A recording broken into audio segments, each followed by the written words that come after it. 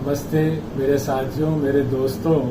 बहुत दिनों से अपनी बातचीत नहीं हो पा रही है, मुलाकातों के दौर नहीं हो पा रहे हैं। आज ऐसे ही मन किया कि गणपति का सीजन चल रहा है। हर चौराहे पे, हर गली मोहल्लों पे, जगह जगह हमारे सबसे प्रिय भगवान गणपति विराजमान है। ये बच्चों को भी प्रिय है, युवाओं को भी प्रिय है और बूढ़े लोगों को भी प्रिय है। इनको देखते ही चेहरे पे एक अलग टाइप की खुशी आ जाती है। इन सब भगवानों में सबसे श्रेष्ठ भगवान है। यदि हम कोई भी काम करते हैं तो सबसे पहले गणपति की स्थापना करते हैं, क्योंकि इनका एक और नाम है विघ्नकर्ता। गणपति का जो विघ्नकर्ता नाम है कि हम सबसे पहले स्थापना इसलिए करते हैं, चाहे शादी ब्याह हो, चाहे पूजा का कार्यक्रम हो, सबसे पहले गणपति की स्थापना करते हैं, क्योंकि हमको जो भी काम कर रहे हैं उसमें हमें कोई बाधाएं आए या विघ्न आए तो हमारे गणपति दूर कर दे, क्योंकि इनका नाम विघ्न करता है। ये जैसे हम इनकी पूजा कर लेते हैं, सारे विघ्न हमारे दूर हो जाते हैं। इनको गणपति के नाम से जाना जाता है। पति में तो हस्बैंड नहीं होता है, जैसे एक राष्ट्रपति तो पूरे भारत को चलाने वाला राष्ट्रपति बोला जाता है। कुलपति मतलब उस कुलपति में जितने कॉलेज आते हैं उस विश्वविद्यालय में, उसको चलाने वाला होता है। ऐसे ही गणपति है, इस सृष्टि को चलाने वाला है, इसलिए हम इसे गणपति कहते हैं। गणपति का नाम ही अपने आप में काफी है कि इस नाम में कितनी महिमा छिपी हुई है। फिर एक और नाम है जो सबसे ज्यादा बॉम्बे में नाम चलता है, सिद्धि विनायक, क्योंकि कोई भी काम होता है तो वो काम होके रहता है, तभी तो इनका नाम सिद्धि विनायक पड़ा हुआ है।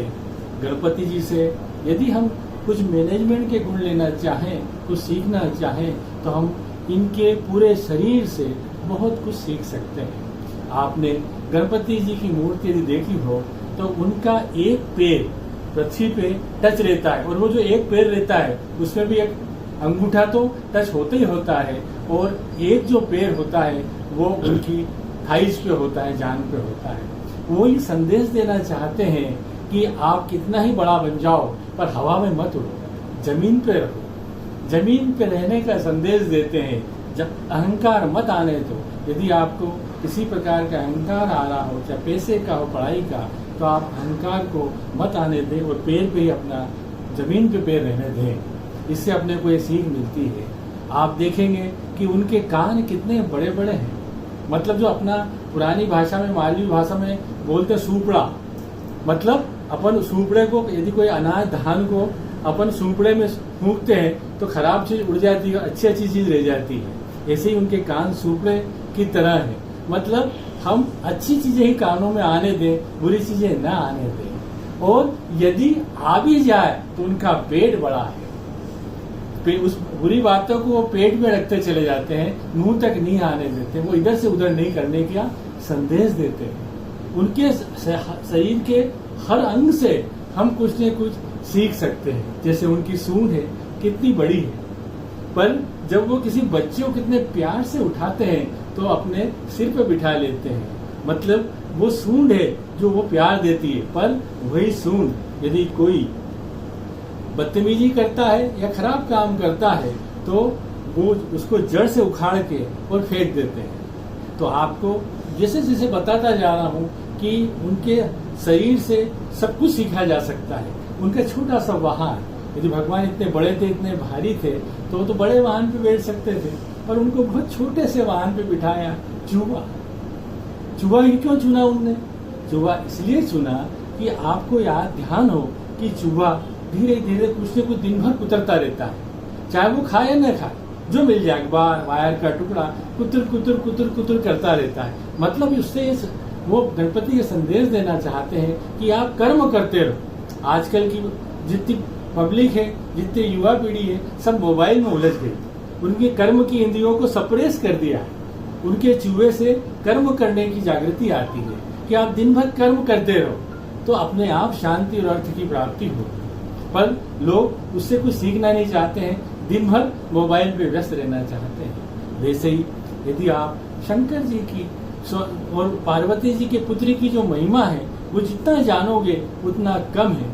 आप एक बार का आपको पता हो कि पार्वती जी बाथरूम में नहाने गए और उस गणपति जी से बोला कि बालक तू अंदर किसी को मत आने देना। अब उनके खुद स्वयं के पिता शंकर जी आए और उन्होंने रोक दिया गेट पे। तो शंकर जी को इतना गुस्सा आया कि उसका सिर अलग कर दिया। तो पार्वती जी विलापित करते रोती हुई आई, आपने क्या करा, आपके बच्चे को मार दिया।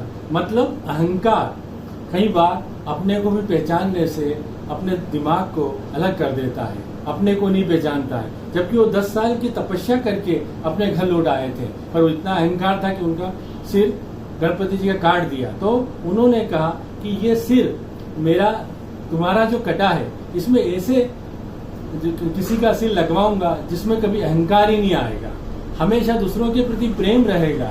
इसीलिए उन्होंने हाथी को चुना और हाथी का मस्तिष्क उसमें लगाया, ताकि इतना बड़ा सिर रहे कि वो सिर में छोटी मोटी बातें, बड़ी बातें आती जाए और अहंकार ना आए। यदि आप गणपति जी की आंखों के बारे में बात करेंगे तो उनकी आंखें छोटी छोटी है, और आप बहुत जब दूर का देखते हैं तो आंखें छोटी छोटी हो जाती है। मतलब आप दूरदृष्टि रखें, छोटी से छोटी चीजों को भी देख लें और पास में बड़ी से बड़ी चीजों को भी देख लें, सबको पहचानना सीखें, अपने जीवन में कौन अच्छा है कौन बुरा है, ताकि आप अपने जीवन में किसी भी प्रकार की गलती न कर पाए। जैसे एक हाथ में गणपति जी के लड्डू है, चाहे तो लड्डू मुंह में रख सकते हैं, पर लड्डू सीधा उनके हाथ में है कि लड्डू आपकी पढ़ाई लिखाई से, आपकी तपस्या से, आपने जो अच्छे कर्म करे उससे लड्डू बना है। यदि ये लड्डू में घमंड या अहंकार घुस गया तो आपका चूरा चूरा हो जाएगा। इसलिए इस लड्डू को उन्होंने ऐसे हाथ में पकड़ रखा है ताकि इसका न चूरा हो, न इसमें घमंड या किसी प्रकार की नजर लगे। नहीं तो वो चाहे तो खा भी सकते थे उस लड्डू को, पर उन्होंने उस लड्डू को खाने का कभी भी प्रयत्न नहीं किया। ऐसे ही भगवान गणपति के बारे में जितनी बातें की जाए उतनी कम है। अगली बातें मैं आपको नेक्स्ट वीडियो में शेयर करूंगा। इसलिए गणपति का जो त्योहार है वो उत्साह से मनाया जाए। अंत में कहना चाहूंगा कि आर्कियोलॉजी सर्वे में जहाँ जहाँ खुदाई हुई रही, साउथ अफ्रीका में, जापान में, बाली में, जकार्ता में, वहाँ भी अपने को गणपति जी की मूर्तियाँ मिली है। मतलब ये विश्वव्यापी है, दुनिया में सब जगह व्याप्त है। जय गणपति बाबा मोरया।